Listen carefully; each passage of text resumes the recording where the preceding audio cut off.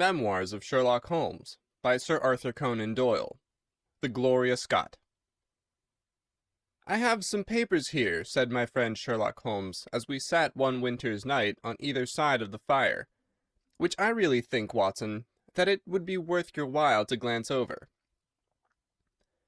These are the documents in this extraordinary case of the Gloria Scott, and this is the message which struck Justice of the Peace Trevor dead with horror when he read it." He had picked from a drawer a little tarnished cylinder, and undoing the tape, he handed me a short note scrawled upon a half-sheet of slate-grey paper. "The supply of game for London is going steadily up," it ran. "Head-keeper Hudson, we believe, has been now told to receive all orders for fly-paper and for preservation of your hen-pheasant's life." As I glanced up from reading this enigmatical message, I saw Holmes chuckling at the expression upon my face. "You look a little bewildered," said he. "I cannot see how such a message as this could inspire horror. It seems to me to be rather grotesque than otherwise." "Very likely. Yet the fact remains that the reader, who was a fine, robust old man, was knocked clean down by it, as if it had been the butt end of a pistol." "You arouse my curiosity," said I. "But why did you say just now that there were very particular reasons why I should study this case?" "Because it was the first in which I was ever engaged." I had often endeavored to elicit from my companion what had first turned his mind in the direction of criminal research, but had never caught him before in a communicative humor. Now he sat forward in this armchair and spread out the documents upon his knees. Then he lit his pipe and sat for some time smoking and turning them over. "You never heard me talk of Victor Trevor?" he asked.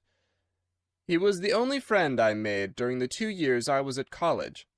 I was never a very sociable fellow, Watson, always rather fond of moping in my rooms and working out my own little methods of thought, so that I never mixed much with the men of my year. Bar fencing and boxing, I had few athletic tastes, and then my line of study was quite distinct from that of the other fellows, so that we had no points of contact at all. Trevor was the only man I knew, and that only through the accident of his bull terrier freezing onto my ankle one morning as I went down to chapel. It was a prosaic way of forming a friendship, but it was effective. I was laid by the heels for 10 days, but Trevor used to come in to inquire after me.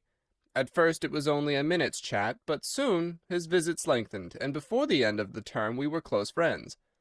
He was a hearty, full-blooded fellow, full of spirits and energy, the very opposite to me in most respects, but we had some subjects in common, and it was a bond of union when I found that he was as friendless as I. Finally he invited me down to his father's place at Donnithorpe in Norfolk, and I accepted his hospitality for a month of the long vacation. Old Trevor was evidently a man of some wealth and consideration, a J.P., and a landed proprietor. Donnithorpe is a little hamlet just to the north of Langmere, in the country of the Broads. The house was an old-fashioned, widespread, oak-beamed brick building, with a fine lime-lined avenue leading up to it. There was excellent wild duck shooting in the fens, remarkably good fishing, a small but select library, taken over as I understood from a former occupant, and a tolerable cook, so that he would be a fastidious man who could not put in a pleasant month there. Trevor senior was a widower, and my friend his only son. There had been a daughter, I heard, but she had died of diphtheria while on a visit to Birmingham. The father interested me extremely. He was a man of little culture, but with a considerable amount of rude strength, both physically and mentally.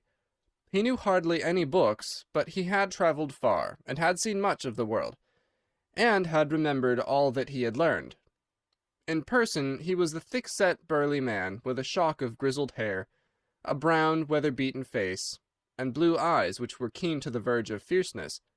Yet he had a reputation for kindness and charity on the countryside, and was noted for the leniency of his sentences from the bench. One evening, shortly after my arrival, we were sitting over a glass of port after dinner, when young Trevor began to talk about those habits of observation and inference which I had already formed into a system, although I had not yet appreciated the part which they were to play in my life. The old man evidently thought that his son was exaggerating in his description of one or two trivial feats which I had performed.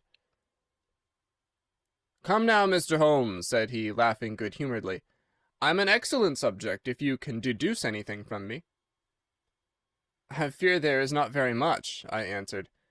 "I might suggest that you have gone about in fear of some personal attack within the last 12-month." The laugh faded from his lips, and he stared at me in great surprise. "Well, that's true enough," said he. "You know, Victor," turning to his son, "when we broke up that poaching gang they swore to knife us, and Sir Edward Hawley has actually been attacked. I have always been on my guard since then, though I have no idea how you know it." "You have a very handsome stick," I answered. "By the inscription I observed that you had not had it more than a year, but you have taken some pains to bore the head of it and pour melted lead into the hole, so as to make it a formidable weapon. I argued that you would not take such precautions unless you had some danger to fear." "Anything else?" he asked, smiling. "You have boxed a good deal in your youth." "Right again. How did you know it? Is my nose knocked a little out of the straight?" "No," said I, "it is your ears. They have the peculiar flattening and thickening which marks the boxing man." "Anything else?" "You have done a good deal of digging by your callosities." "Made all my money at the gold fields." "You have been in New Zealand." "Right again." "You have visited Japan." "Quite true." "And you have been most intimately associated with someone whose initials were J.A., and whom you afterwards were eager to entirely forget." Mr. Trevor stood slowly up, fixed his large blue eyes upon me with a strange wild stare, and then pitched forward, with his face among the nutshells which strewn the cloth, in a dead faint. You can imagine, Watson, how shocked both his son and I were. His attack did not last long, however, for when we undid his collar and sprinkled the water from one of the finger-glasses over his face, he gave a gasp or two and sat up. "Ah, boys," said he, forcing a smile, "I hope I haven't frightened you. Strong as I look, there is a weak place in my heart, and it does not take much to knock me over. I don't know how you manage this, Mr. Holmes, but it seems to me that all the detectives of fact and of fancy would be children in your hands. That's your line of life, sir, and you may take the word of a man who has seen something of the world." And that recommendation, with the exaggerated estimate of my ability with which he prefaced it, was, if you will believe me, Watson, the very first thing which ever made me feel that a profession might be made out of what had up to that time been the merest hobby. At the moment, however, I was too much concerned at the sudden illness of my host to think of anything else. "I hope that I have said nothing to pain you," said I. "Well, you certainly touched upon a rather tender point. Might I ask how you know, and how much you know?" He spoke now in a half-jesting fashion, but a look of terror still lurked at the back of his eyes. "It is simplicity itself," said I. "When you bared your arm to draw that fish into the boat, I saw that J.A. had been tattooed in the bend of the elbow. The letters were still legible, but it was perfectly clear from their blurred appearance and from the staining of the skin around them that efforts had been made to obliterate them.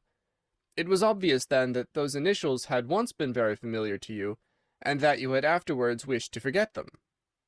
"What an eye you have!" he cried, with a sigh of relief. "It is just as you say. But we won't talk of it. Of all ghosts, the ghosts of our old lovers are the worst. Come into the billiard-room and have a quiet cigar." From that day, amid all his cordiality, there was always a touch of suspicion in Mr. Trevor's manner toward me. Even his son remarked it. "You've given the governor such a turn," said he, "that he'll never be sure again of what you know and what you don't know." He did not mean to show it, I'm sure, but it was so strongly in his mind that it peeped out at every action. At last I became so convinced that I was causing him uneasiness that I drew my visit to a close. On the very day, however, before I left, an incident occurred which proved in the sequel to be of importance. We were sitting out upon the lawn on garden chairs, the three of us, basking in the sun and admiring the view across the Broads, when a maid came out to say there was a man at the door who wanted to see Mr. Trevor. "What is his name?" asked my host. "He would not give any." "What does he want, then?" "He says that you know him, and that he only wants a moment's conversation." "Show him round here." An instant afterwards there appeared a little wizened fellow with the cringing manner and a shambling style of walking. He wore an open jacket with a splotch of tar on the sleeve, a red and black check shirt, dungaree trousers, and heavy boots badly worn. His face was thin and brown and crafty, with a perpetual smile upon it, which showed an irregular line of yellow teeth, and his crinkled hands were half closed in a way that is distinctive of sailors. As he came slouching across the lawn, I heard Mr. Trevor make a sort of hiccuping noise in his throat, and jumping out of his chair, he ran into the house. He was back in a moment, and I smelt a strong reek of brandy as he passed me. "Well, my man," said he, "what can I do for you?" The sailor stood looking at him with puckered eyes, and with the same loose-lipped smile upon his face. "You don't know me?" he asked. "Why, dear me, it is surely Hudson," said Mr. Trevor in a tone of surprise. "Hudson it is, sir," said the seaman. "Why, it's 30 year and more since I saw you last. Here you are in your house, and me still picking my salt meat out of the harness cask." "Tut, you will find that I have not forgotten old times," cried Mr. Trevor, and walking towards the sailor, he said something in a low voice. "Go into the kitchen," he continued out loud, "and you will get food and drink. I have no doubt that I shall find you a situation." "Thank you, sir," said the seaman, touching his forelock. "I'm just off a 2-yearer in an 8-knot tramp, short-handed at that, and I wants a rest. I thought I'd get it either with Mr. Beddoes or with you." "Ah!" cried Trevor, "you know where Mr. Beddoes is." "Bless you, sir, I know where all my old friends are," said the fellow with a sinister smile, and he slouched off after the maid to the kitchen. Mr. Trevor mumbled something to us about having been shipmate with the man when he was going back to the diggings, and then leaving us on the lawn, he went indoors. An hour later, when we entered the house, we found him stretched dead drunk upon the dining-room sofa. The whole incident left a most ugly impression upon my mind, and I was not sorry next day to leave Donnithorpe behind me, for I felt that my presence must be a source of embarrassment to my friend. All this occurred during the first month of the long vacation. I went up to my London rooms, where I spent 7 weeks working out a few experiments in organic chemistry. One day, however, when the autumn was far advanced and the vacation drawing to a close, I received a telegram from my friend imploring me to return to Donnithorpe, and saying that he was in great need of my advice and assistance. Of course I dropped everything and set out for the north once more. He met me with the dog-cart at the station, and I saw at a glance that the last 2 months had been very trying ones for him. He had grown thin and careworn, and had lost the loud, cheery manner for which he had been remarkable. "The governor is dying," were the first words he said. "Impossible!" I cried. "What is the matter?" "Apoplexy, nervous shock. He's been on the verge all day. I doubt if we shall find him alive." I was, as you may think, Watson, horrified at this unexpected news. "What has caused it?" I asked. "Ah, that's the point. Jump in and we can talk it over while we drive. You remember that fellow who came upon the evening before you left us?" "Perfectly." "Do you know who it was that we let into the house that day?" "I have no idea." "It was the devil, Holmes," he cried. I stared at him in astonishment. "Yes, it was the devil himself. We have not had a peaceful hour since, not one. The governor has never held up his head from that evening, and now the life has been crushed out of him and his heart broken, all through this accursed Hudson." "What power had he, then?" "Ah, that is what I would give so much to know. The kindly, charitable, good old governor. How could he have fallen into the clutches of such a ruffian? But I am so glad that you have come, Holmes. I trust very much to your judgment and discretion, and I know that you will advise me for the best." We were dashing along the smooth white country road, with the long stretch of the Broads in front of us glimmering in the red light of the setting sun. From a grove upon our left I could already see the high chimneys and the flagstaff which marked the squire's dwelling. "My father made the fellow gardener," said my companion, "and then, As that did not satisfy him, he was promoted to be butler. The house seemed to be at his mercy, and he wandered about and did what he chose in it. The maids complained of his drunken habits and his vile language. The dad raised their wages all round to recompense them for their annoyance. The fellow would take the boat and my father's best guns and treat himself to little shooting trips. And all this with such a sneering, leering, insolent face that I would have knocked him down 20 times over if he'd been a man of my own age. I tell you, Holmes, I've had to keep a tight hold upon myself all this time, and now I'm asking myself whether, if I had let myself go a little more, I might not have been a wiser man. Well, matters went from bad to worse with us, and this animal Hudson became more and more intrusive, until at last, on making some insolent reply to my father in my presence one day, I took him by the shoulders and turned him out of the room. He slunk away with a livid face and 2 venomous eyes, which uttered more threats than his tongue could do. I don't know what passed between the poor dad and him after that, but the dad came to me next day and asked me whether I would mind apologizing to Hudson. I refused, as you can imagine, and asked my father how he could allow such a wretch to take such liberties with himself and his household. "Ah, my boy," said he, "it is all very well to talk, but you don't know how I am placed. But you shall know, Victor. I'll see that you shall know, come what may. You wouldn't believe harm of your poor old father, would you, lad?" He was very much moved, and shut himself up in the study all day, where I could see through the window that he was writing busily. That evening there came what seemed to me to be a grand release, for Hudson told us that he was going to leave us. He walked into the dining-room as we sat after dinner, and announced his intention in the thick voice of a half-drunken man. "I've had enough of Norfolk," said he. "I'll run down to Mr. Beddoes in Hampshire. He'll be as glad to see me as you were, I dare say." "You're not going away in an unkind spirit, Hudson, I hope," said my father with a tameness which made my blood boil. "I've not had my apology," said he sulkily, glancing in my direction. "Victor, you will acknowledge that you have used this worthy fellow rather roughly," said the dad, turning to me. "On the contrary, I think that we have both shown extraordinary patience towards him," I answered. "Oh, you do ya?" he snarls. "Very good, mate, we'll see about that." He slouched out of the room, and half an hour afterwards left the house, leaving my father in a state of pitiable nervousness. Night after night I heard him pacing his room, and it was just as he was recovering his confidence that the blow did at last fall. "And how?" I asked eagerly. "In a most extraordinary fashion. A letter arrived for my father yesterday evening, bearing the Fordingbridge postmark. My father read it, clapped both his hands to his head, and began running round the room in little circles, like a man who has been driven out of his senses. When I at last drew him down onto the sofa, his mouth and eyelids were all puckered on one side, and I saw that he had a stroke.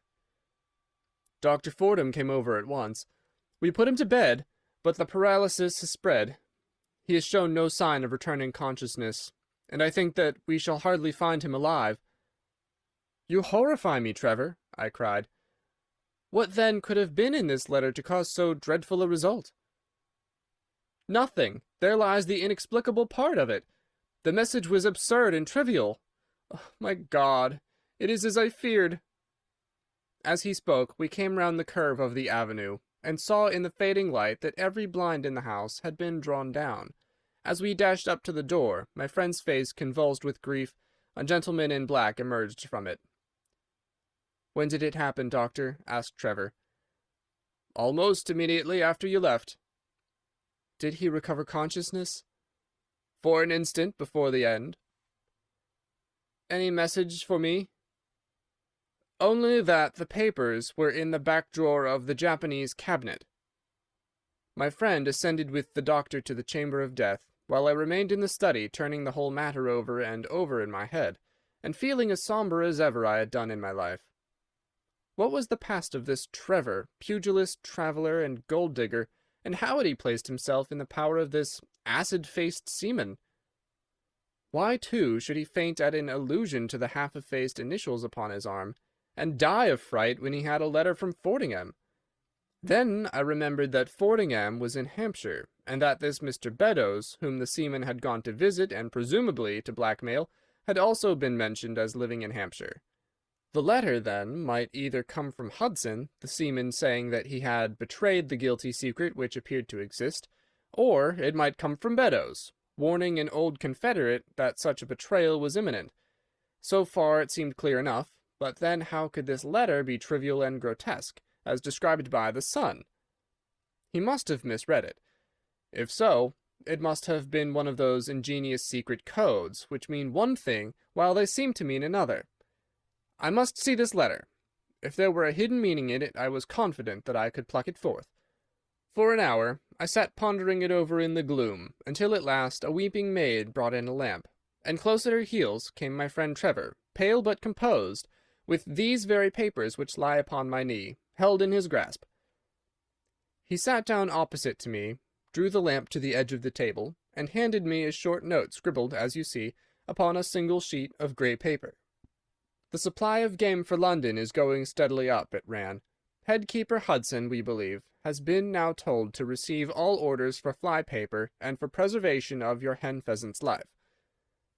I dare say my face looked as bewildered as yours did just now when first I read this message. Then I reread it very carefully. It was evidently as I had thought, and some secret meaning must lie buried in this strange combination of words. Or could it be that there was a prearranged significance to such phrases as fly paper and hen pheasant?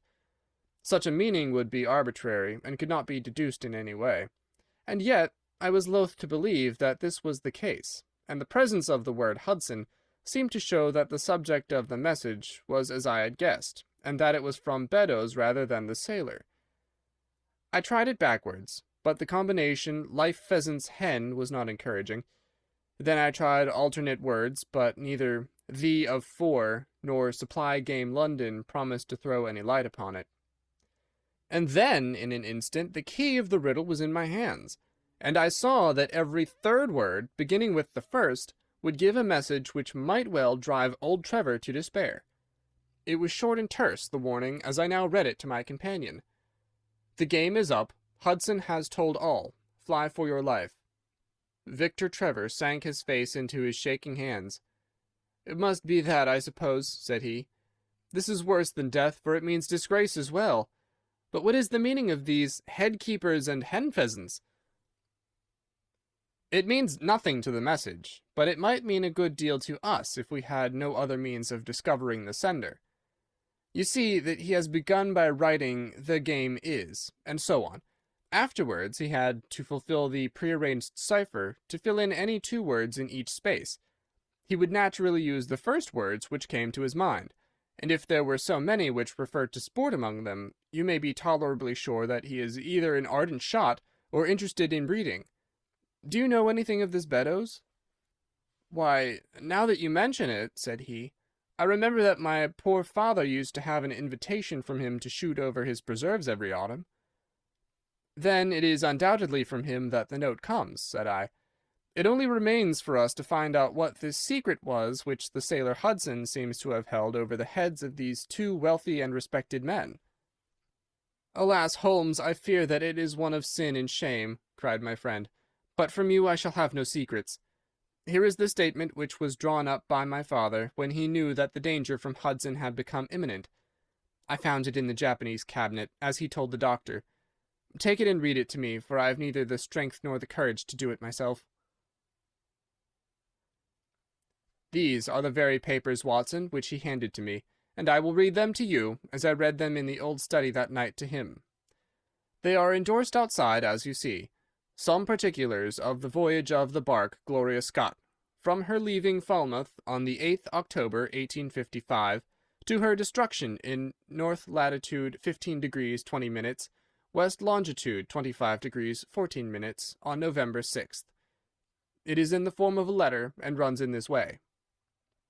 My dear, dear son, now that approaching disgrace begins to darken the closing years of my life, I can write with all truth and honesty that it is not the terror of the law, it is not the loss of my position in the county, nor is it my fall in the eyes of all who have known me, which cuts me to the heart, but it is the thought that you should come to blush for me. You who love me, and who have seldom, I hope, had reason to do other than respect me. But if the blow falls which is forever hanging over me, Then I should wish you to read this, that you may know straight from me how far I have been to blame. On the other hand, if all should go well, which may kind God Almighty grant, then if by any chance this paper should be still undestroyed and should fall into your hands, I conjure you, by all you hold sacred, by the memory of your dear mother, and by the love which had been between us, to hurl it into the fire, and to never give one thought to it again. If then your eye goes on to read this line, I know that I shall already have been exposed and dragged from my home, or, as is more likely, for you know that my heart is weak, by lying with my tongue sealed forever in death. In either case, the time for suppression is past, and every word which I tell you is the naked truth, and this I swear as I hope for mercy. My name, dear lad, is not Trevor. I was James Armitage in my younger days, and you can understand now the shock that it was to me a few weeks ago when your college friend addressed me in words which seemed to imply that he had surprised my secret. As Armitage, it was that I entered a London banking-house, and as Armitage, I was convicted of breaking my country's laws, and was sentenced to transportation. Do not think very harshly of me, laddie. It was a debt of honor, so-called, which I had to pay, and I used money which was not my own to do it, in the certainty that I could replace it before there could be any possibility of its being missed. But the most dreadful ill luck pursued me. The money which I had reckoned upon never came to hand, and a premature examination of accounts exposed my deficit. The case might have been dealt leniently with, but the laws were more harshly administered 30 years ago than now, and on my 23rd birthday I found myself chained as a felon with 37 other convicts in 'tween decks of the bark Gloria Scott, bound for Australia. It was the year 55, when the Crimean War was at its height, and the old convict ships had been largely used as transports in the Black Sea.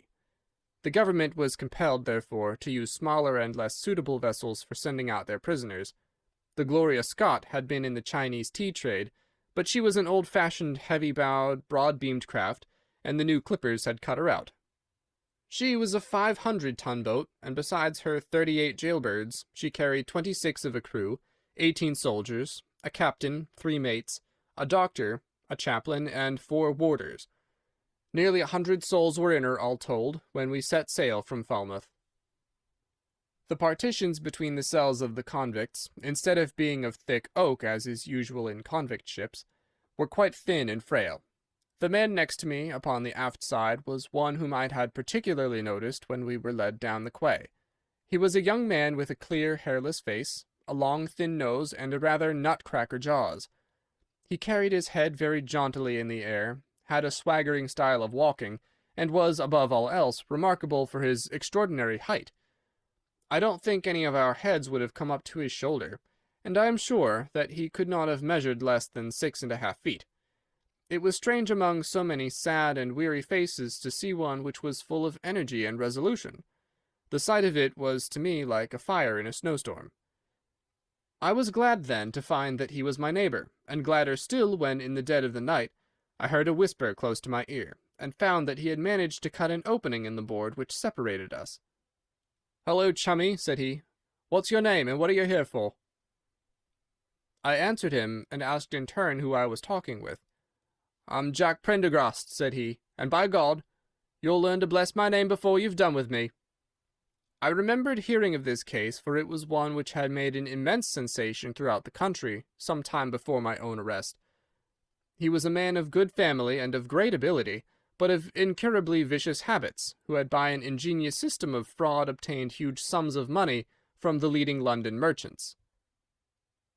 "Ha, ha! You remember my case," said he proudly. "Very well, indeed." "Then maybe you remember something queer about it." "What was that, then?" "I'd had nearly $250,000, hadn't I?" "So it was said." "But none was recovered, eh?" "No." "Well, where do you suppose the balance is?" he asked. "I have no idea," said I. "Right between my finger and thumb," he cried. "By God, I've got more pounds to my name than you've hairs on your head, and if you've money, my son, and know how to handle it and spread it, you can do anything. Now, you don't think it likely that a man who could do anything is going to wear his breeches out sitting in the stinking hold of a rat-gutted, beetle-ridden, mouldy old coffin of a chin-china coaster. No, sir, such a man will look after himself, and will look after his chums. You may lay to that. You hold on to him, and you may kiss the book that he'll haul you through." That was his style of talk, and at first I thought it meant nothing, but after a while, when he had tested me and sworn me in with all possible solemnity, he let me understand that there really was a plot to gain command of the vessel. A dozen of the prisoners had hatched it before they came aboard. Prendergast was the leader, and his money was the motive power. "I'd a partner," said he, "a rare good man, as true as a stock to a barrel. He's got the dibs, he has, and where do you think he is at this moment? Why, he is the chaplain of this ship, the chaplain, no less. He came aboard with a black coat and his papers right, and money enough in his box to buy the thing right up from his keel to main truck. The cruiser is, body and soul.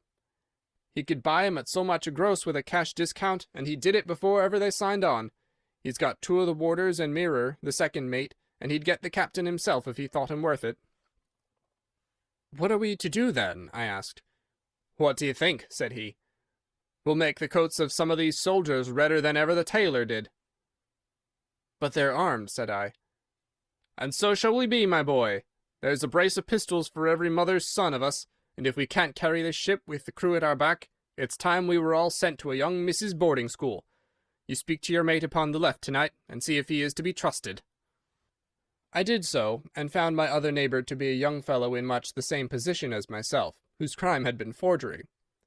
His name was Evans, but he afterwards changed it, like myself, and he is now a rich and prosperous man in the south of England. He was ready enough to join the conspiracy, as the only means of saving ourselves, and before we had crossed the bay, there were only 2 of the prisoners who were not in the secret. One of these was of weak mind, and we did not dare to trust him, and the other was suffering from jaundice, and could not be of any use to us. From the beginning, there was really nothing to prevent us from taking possession of the ship. The crew were a set of ruffians, specially picked for the job. The sham chaplain came into our cells to exhort us, carrying a black bag, supposed to be full of tracts, and so often did he come that by the 3rd day we had each stowed away at the foot of our beds a file, a brace of pistols, a pound of powder, and 20 slugs. 2 of the warders were agents of Prendergast, and the second mate was his right-hand man. The captain, the 2 mates, 2 warders, Lieutenant Martin, his 18 soldiers, and the doctor were all that we had against us. Yet, safe as it was, we determined to neglect no precaution, and to make our attack suddenly by night. It came, however, more quickly than we expected, and in this way. One evening, about the 3rd week after our start, the doctor had come down to see one of the prisoners who was ill, and putting his hand down on the bottom of his bunk, he felt the outline of the pistols. If he had been silent, he might have blown the whole thing, but he was a nervous little chap, and so he gave a cry of surprise, and turned so pale that the man knew what was up in an instant, and seized him. He was gagged before he could give the alarm, and tied down upon the bed. He had unlocked the door that led to the deck, and we were through it in a rush. The 2 sentries were shot down, and so was a corporal who came running to see what was the matter. There were 2 more soldiers at the door of the stateroom, and their muskets seemed not to be loaded, for they never fired upon us, and they were shot while trying to fix their bayonets. Then we rushed out into the captain's cabin, but as we pushed open the door there was an explosion from within, and there he lay with his brains smeared over the chart of the Atlantic, which was pinned upon the table, while the chaplain stood with a smoking pistol in his hand at his elbow. The 2 mates had both been seized by the crew, and the whole business seemed to be settled. The stateroom was next the cabin, and we flocked in there and flopped down on the settees, all speaking together, for we were just mad with the feeling that we were free once more. There were lockers all round, and Wilson, the sham chaplain, knocked one of them in, and pulled out a dozen of brown sherry. We cracked off the necks of the bottles, poured the stuff out into tumblers, and we were just tossing them off, when in an instant without warning there came the roar of muskets in our ears, and the saloon was so full of smoke that we could not see across the table. When it cleared again, the place was a shambles. Wilson and 8 others were wriggling on the top of each other on the floor, and the blood and the brown sherry on that table turn me sick now when I think of it. We were so cowed by the sight that I think we should have given the job up if it had not been for Prendergast. He bellowed like a bull and rushed for the door, with all that were left alive at his heels.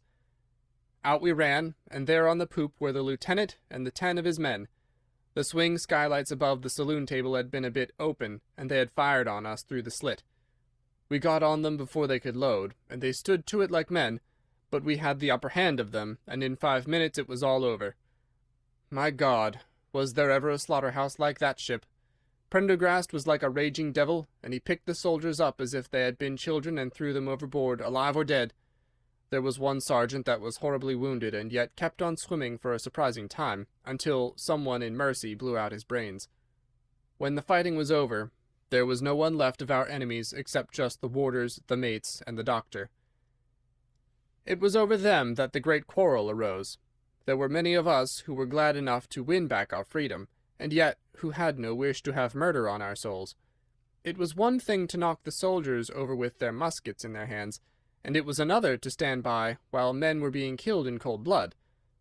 8 of us, 5 convicts and 3 sailors, said that we would not see it done, but there was no moving Prendergast and those who were with him. Our only chance of safety lay in making a clean job of it, said he, and he would not leave a tongue with power to wag in a witness box. It nearly came to our sharing the fate of the prisoners, but at last he said that if we wished we might take a boat and go. We jumped at the offer, for we were already sick of these bloodthirsty doings, and we saw that there would be worse before it was done.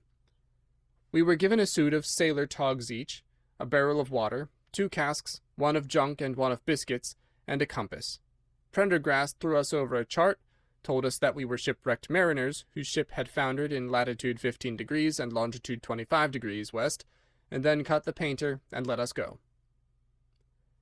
And now I come to the most surprising part of my story, my dear son.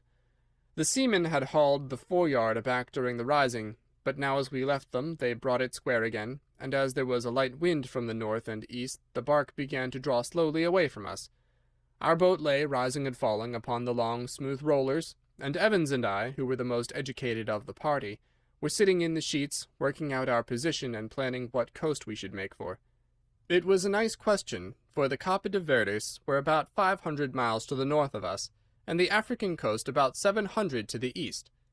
On the whole, as the wind was coming round to the north, we thought that Sierra Leone might be best, and turned our head in that direction, the bark being at that time nearly hull down on our starboard quarter.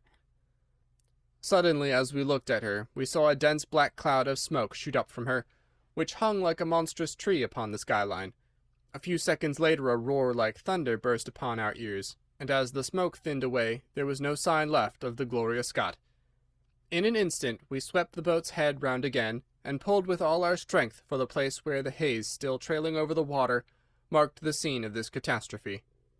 It was a long hour before we reached it, and at first we feared that we had come too late to save anyone. A splintered boat and a number of crates and fragments of spars rising and falling on the waves showed us where the vessel had foundered. But there was no sign of life, and we had turned away in despair, when we heard a cry for help, and saw at some distance a piece of wreckage with a man lying stretched across it. When we pulled him aboard the boat, he proved to be a young seaman of the name of Hudson, who was so burned and exhausted that he could give us no account of what had happened until the following morning. It seemed that after we had left, Prendergast and his gang had proceeded to put to death the 5 remaining prisoners. The 2 warders had been shot and thrown overboard, and so also had the 3rd mate. Prendergast then descended to the 'tween decks, and with his own hands cut the throat of the unfortunate surgeon. There only remained the 1st mate, who was a bold and active man. When he saw the convict approaching him with the bloody knife in his hand, he kicked off his bonds, which he had somehow contrived to loosen, and rushing down the deck he plunged into the afterhold. A dozen convicts, who descended with their pistols in search of him, found him with a matchbox in his hand seated beside an open powder barrel, which was one of 100 carried on board, and swearing that he would blow all hands up if he were in any way molested. An instant later the explosion occurred, though Hudson thought it was caused by the misdirected bullet of one of the convicts rather than the mate's match. Be the cause what it may, it was the end of the Gloria Scott and of the rabble who held command of her. Such, in a few words, my dear boy, is the history of this terrible business in which I was involved. Next day we were picked up by the brig Hotspur, bound for Australia, whose captain found no difficulty in believing that we were the survivors of a passenger ship which had foundered. The transport ship Gloria Scott was set down by the Admiralty as being lost at sea, and no word has ever leaked out as to her true fate. After an excellent voyage, the Hotspur landed